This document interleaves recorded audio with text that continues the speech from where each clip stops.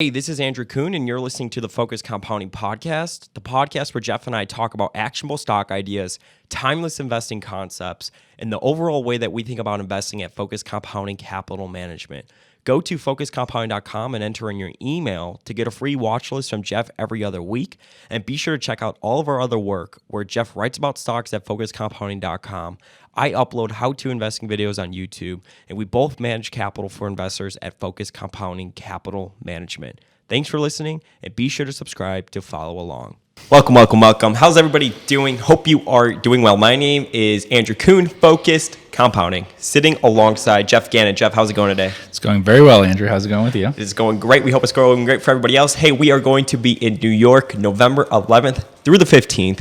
So if you want to get on that list to learn a little bit more about our new fund there we are launching January 1st, or the managed accounts in general for prospective investors, reach out to invest@focusedcompounding.com. Again, that is invest@focusedcompounding.com. If you are watching us on the YouTube side of things, pumping out a lot of content, hit that subscribe button, thumbs that video up, and follow me on Twitter @FocusedCompound. So in today's video, we are going to be going over books that we've been reading and books that we have read recently, and kind of see where it goes. Right. We get asked a lot of questions about books. Yeah, we get asked a ton of questions about books. Even like, how do you read a book? Do you reread the book? Do you skim it? Do you read it through and through?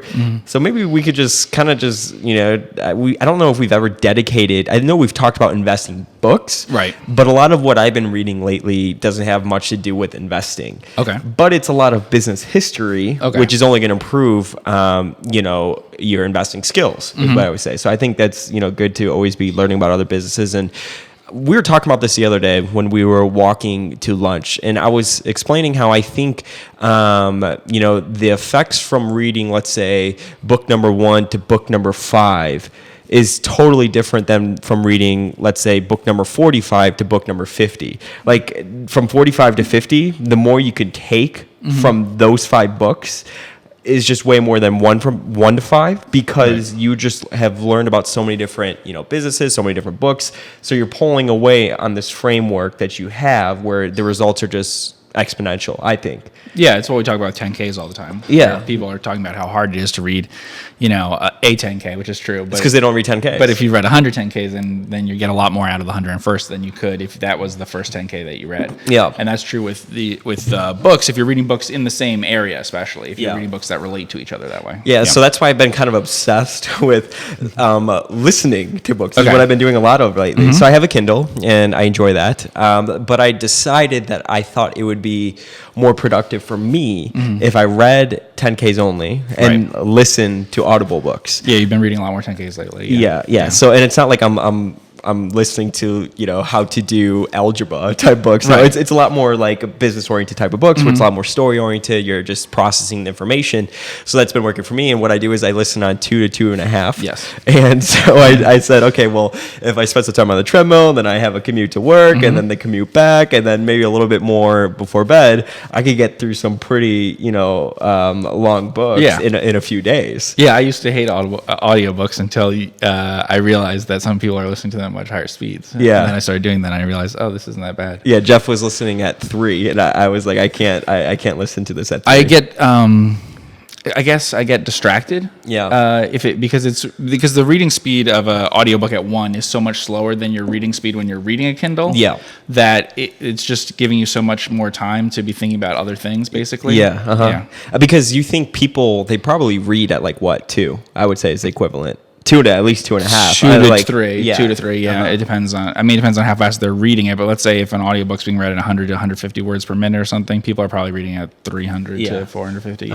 No, but that's why I love reading so much, is because as an investor, I feel like it just helps you out. I mean, you learn. It's all pattern recognition. You process information on a framework that reminds you of something else. And I think it just allows you to figure out, certain situations and stuff a lot easier. Yeah. And I think both of us, compared to most people that we talk to, read more business biographies and just biographies of business people, and also books about specific businesses, probably a bit more than specific finance books. Yeah. I've read plenty of finance books before, but I think that we get more out of those probably. Yeah, I would say that that's probably the area that we read the most of. Yeah. And I guess, like, to put this in perspective, so the book I'm listening, I have my iPhone right here to see the books I've been currently reading and the books I'm currently listening to. I'm actually currently listening to Titan by John Rockefeller. Right, so the biography of John Rockefeller. Yeah, yeah, and that's like an awesome book, and talking about Standard Oil and kind of, it's interesting just listening to his, I guess, path through business, and how some of the stuff that they're talking about in the book reminds me of stuff that's from modern times. Right. Yeah. So again, I'm like seeing it all in effect. Okay, it's incredibly productive to read about like business history, because what do they say? History doesn't. It may not repeat itself, but it often rhymes. Yeah. And, it's good. And you've read this book, obviously. Yes, I've read Titan. And actually, relating to what you just said, I'm reading a book right now. Cannot remember the title, but there's not that many biographies. Yeah, I'm bad with author names and titles. And I especially feel bad with the author names, because I'm like, they dedicated so much effort to this. I should at least have the... Ron Chernow is the author of the book that you're talking about, Titan. Oh, is it? Yes, yeah. That's the one I mentioned, House of Morgan. Yeah. Oh, yeah. But you've read Titan. Yes, Titan's a long book. Yeah, yeah. It's the origins of, oil, essentially, and all the big businesses. And I haven't even gotten to the end yet. But Geoff was actually telling me today that it pretty much was the pioneer, I guess you could say, for all major American oil companies. There are a few that aren't, but yeah, a ton of American oil companies. You were talking about like Exxon, most of for the example. industry traces its origins right back to Standard Oil, as you see after the breakup and stuff. Yeah. You were talking about Exxon, for example. That used to be, I guess it was a byproduct of Standard Oil. It came from that. So another book I've been reading lately is That Will Never Work. I did read about Netflix and the origins of Netflix. So those are the types of books that we like. For example, John D. Rockefeller was on, his whole story. Obviously, one of the wealthiest guys of his time, would be kind of like the Jeff Bezos of our time, and like the start of oil. And then this other book, That Will Never Work, was about Netflix and the original CEO, and then, that whole process of taking them public and kind of the early days. Those are the types of books that I love. Yeah. You read probably a few more startup, new business type things. Yeah. Yeah. More technology things. I probably read a few more things that are books about people from the 1800s. Yeah. I mentioned. I'm trying to do that, because I was like, I need to learn more about Andrew Carnegie. I'm learning about John D. Rockefeller. I should learn about Carnegie. So I think Carnegie's next. Yeah. I mentioned in a email that went out, the weekly email thing, that I was reading one about clipper ships. And so it was a history of, which has only appeared about 30 years or so, where very fast merchant ships were a big thing. Yeah. Yeah.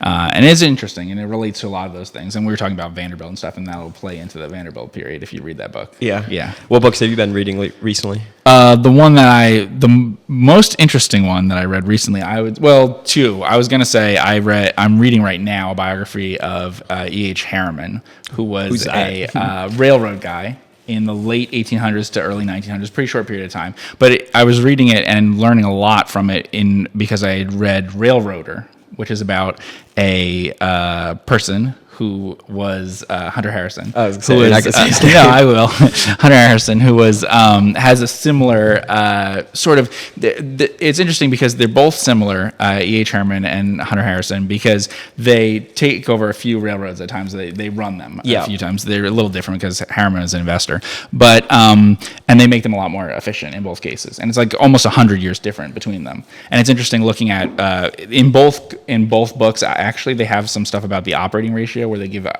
compare their railroads to other people's railroads and what happened when they took over, and then how low they got the expenses versus the revenues that they had before. And it was interesting in both cases to see how efficiently a railroad could be run and how inefficiently it had been run by other people, and how they assumed that it couldn't get down to those levels. In both cases it did. So there's a lot of parallels in those two biographies. Any other books that you've been reading recently? The one that I think was most interesting that I read recently was the Who is Michael Ovitz? Yeah. So I've actually been reading that one, and what was interesting was I finished Disney Wars and The Ride of a Lifetime. Okay, Ride of a Lifetime is Iger. Yeah. Iger, but so I started with Disney World though, which was Michael Eisner being CEO and kind of taking them from that process to his fallout, I guess you could say. And it was just so cool. It was almost like a drama, I would say. It was just like, this is like, I don't even know how to explain it. It was just like it seemed like one thing after another. There's just a lot of stuff going on. Like, he didn't like to fire people, but a lot of people always felt like they were going to get fired. And, and then he hired Michael Ovitz, who left CAA, what is it, Creative Arts Agency, which is one of the biggest talent agencies in LA. And then he ended up getting fired from Disney. And then when Michael Eisner stepped down, and I put quotes because I think he was forced to step down. Then Bob Iger, became the CEO, and he's still the CEO of Disney now. He was supposed to step down a few different times and put it off. I think that guy's going to run for president. I really do. I get that impression. He talks about that in the book.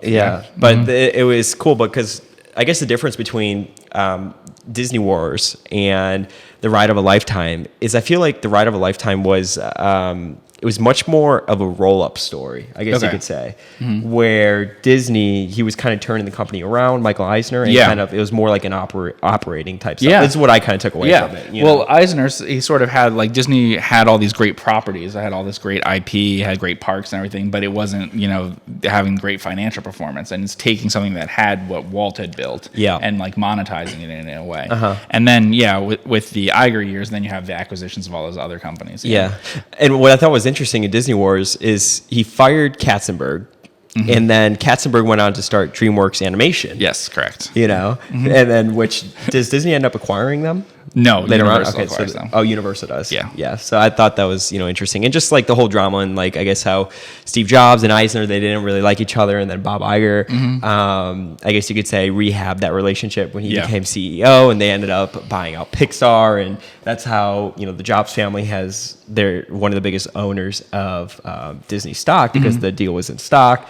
But that's why I like business history books, is because you just learn so much about stuff that's happened, I guess you could say. Yeah, and that that's completely relevant to studying investing in modern, business. Stuff. Well, I was saying the Michael Ovitz book, it really teaches you a lot about like bargaining power, because that's the only thing that they build that entire agency on. We've had a lot packaging and all of that. We've had a lot of conversations about talent agencies recently and stuff like that. I mean, because that's all that they have, and all they were able to do. And I mean, it also has biography aspects that you could see about how he achieved what he did. And and I said, I'm not 100% sure that all of his recollections of everything are the true account of what happened. I think some other people in the room might have the reverse opinion of what was said, but just the way they hustled and everything, you can see that too. But it's interesting to me just in terms of how they were able to make a lot of money that would have in the past been in the hands of the studios by packaging things and stuff like that. No, I thought that's it's just interesting reading like 3 different accounts of they're sort of like the same timeline, and how everybody remembers something slightly different. And if you read like I was saying, like the Vanderbilt book and a book about Carnegie or something, you'll be reading more of the same time period of Titan, you know, and you'll get more of what was going on then, and a better idea of the same companies interacting, and just a better understanding of those sorts of things, because the same characters will appear in those, in those things. They'll be the same bankers, it'll be J.P. Morgan and stuff, and in the same periods, and you just get a better idea for it after you've read a few books on the same sort of time period or subject. I mean, well, even did you watch the documentary on Bill Gates? Yes. What is it, Inside Bill's Brain? Yes. And he was saying that when he wants to learn about a subject, he'll read like 5 to 7 books on the topic. And even if it's sort of like a contradiction or whatever, he still reads all of it to really, I guess, go deep on the topic, and like that's a good way to learn about it. It's kind of like, I guess, reading 10K, right? If you want to learn about a business, go read about 5 of the company's peers, and that's how you could really learn about the company. But I've found that pretty fascinating. I love that documentary. But have you read any investing books lately? I mentioned in Focus Compounding write-up that I did recently that, or actually article that went out in the email, that I reread The Davis Dynasty. What's that book about? Okay, so that's about 3 generations of the Davis family. The most interesting part is the first person named Shelby Davis, who made a fortune in insurance stocks. Okay. Now, he did buy them on margin. Oh, wow. He used margin the whole period. Yeah. But over several decades, he turned, I don't remember the exact amount, but less than $1 million in that day's money into probably $900 million or something. And so he compounded it probably over 20% a year for several decades, 3 or 4 decades. Yeah. And what do you look for in insurance companies? Well, so in that write-up, what I was talking about there was the Davis double play, which is the idea that that's talked about a little bit in that book, which is finding a stock that has both will grow its earnings and then also the multiple will expand. So he's interesting because he didn't focus on the very lowest PE and like price to book and stuff, insurers, and he didn't focus on the really, really fast growing ones. What he focused on was, let me buy something that can grow at, 10, 15% a year, whatever. Sometimes they had rates like that because he was in a period with some higher inflation, but growers like that then I could also have the PE that when I sell will be a much higher PE. So he'd look to, buy something at 10 times earnings that was growing at 10% a year, and then he would sell it at 20 times earnings or something as part of the kind of expectation of what would happen, right? Instead of focusing on things that might be at, 5 times earnings or something, but they don't grow fast enough that they might never get their multiple expansion, I was going to say, why do you get that multiple expansion for people listening? Because people, other investors change their opinion of the company, basically. Yeah. So they just completely change their opinion of what kind of quality company it is, basically. So I've talked a few times before about stocks that I bought. Just to give you an idea of how long ago it was, that's the easiest way to do these multiple expansion things. So I, in the late 1990s, early 2000s, I bought Village Supermarket and I bought J&J Snack Foods. Village Supermarket traded for several years in a row. It could have been 4 years in a row or something at 4, 5, 6 times PE. Like you could have gotten an PE of under 8 probably every year for 4 years just by buying at the average price. So what I mean is it wasn't like an opportune time to buy it. That's how the market saw it. And then after that, you see that 10 years later, it never again will trade at a PE below around 15 or something. It gets rated like a normal stock after that point, right? And it's just a change in how they valued it. Now, part of it is the size, right? Because the company was very small. So that's one of them, is that the company is very small, and so it goes from having like a $30 million market cap to like a 300. That's part of it. And then when I said J&J Snack Foods, same thing. It was predictable and stuff, and as it grows, it gets picked up by other people who like the predictability of it, those sort of aspects to it. I mean, people usually like the same sort of things, predictable growers, and we talked about computer services. Yeah. And it's pretty easy to see that eventually people would like that kind of business. They love the peers of that company. Yeah. So, I mean, it's easy to see that potential exists to, of an undiscovered company, of being, of people, giving it a high PE ratio when it has high returns on capital and, is earning every year higher and higher earnings per share, those sorts of things. It's easy to see what like a blue chip company is versus not. Sure. So, but to find those kinds of things, you have to see something that has sort of like blue chip type financials, but people don't know about it. Sure. That's how you get the expansion. So getting back to books. Yeah. Did you was it My Father's Business? It was a book I recommended to you? Yeah, Dollar General. About Dollar General? Yeah. What'd you like about it? That was a very interesting one. I liked especially the early period where he talks about when his father's running the business. I think I learned don't go into business with your family. There's a lot of drama behind that. Yeah, there was a lot of drama in that one. So his I guess whether you want to say fire, told that he had to leave, whatever. Fired. The father and the brother. Yeah. Well, I think the brother was more dramatic than the father. Yeah. But that was good business. Again, those are the type of books that we like to read. Quench Your Own Thirst. I read that recently, and I spoke a little bit about that in YouTube videos about Samuel Adams. Yeah, I was really surprised by Junk to Gold. That was a much better book than I expected. Yeah, Junk to Gold was great, and that's a very hidden gem. I mean, you don't ever see people talk about that book. Yeah, which is interesting because the stock isn't a hidden gem. The stock's well known and stuff now. But so definitely, if you have any recommendations, send us book recommendations, right? Yeah. What's your favorite auto or just biography in general? My favorite biography? Well, Snowball. Okay. Well, that's my favorite. But take that out. What do you think? Did you ever read the one on Steve Jobs? By Walter Isaacson. I did read Walter. He's a great author. I wanted to listen or read his book on Einstein. Okay. I haven't gotten that far yet. Yes, I did read the Steve But the one on Steve Jobs I thought was fascinating. Yeah. He had a pretty interesting life. Yeah.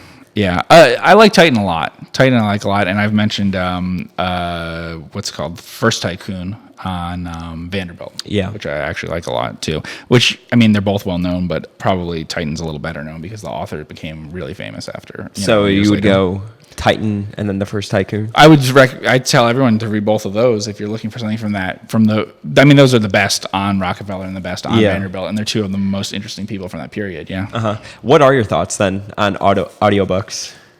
I've done so much. Yeah. I've been doing so much Googling around on I guess you could say on how your brain, I guess, retains and like how are you like worried that is it the could same? it really be the same if you're listening fast on an audiobook? Yeah. No, I mean, I've tested it by trying to think of, can I afterwards recall specific, anecdotes and things about it? Yeah, it's totally. fine. Because to me, and this is like, they say this about like if you, neither of us have a watch on, but if you have a watch and you look at a watch, an analog watch, the face of the watch, then a moment later, what you remember is that it's 10:05 a.m. in your mind. You don't remember what the hands looked like at that position. And I find that to be true with audiobooks.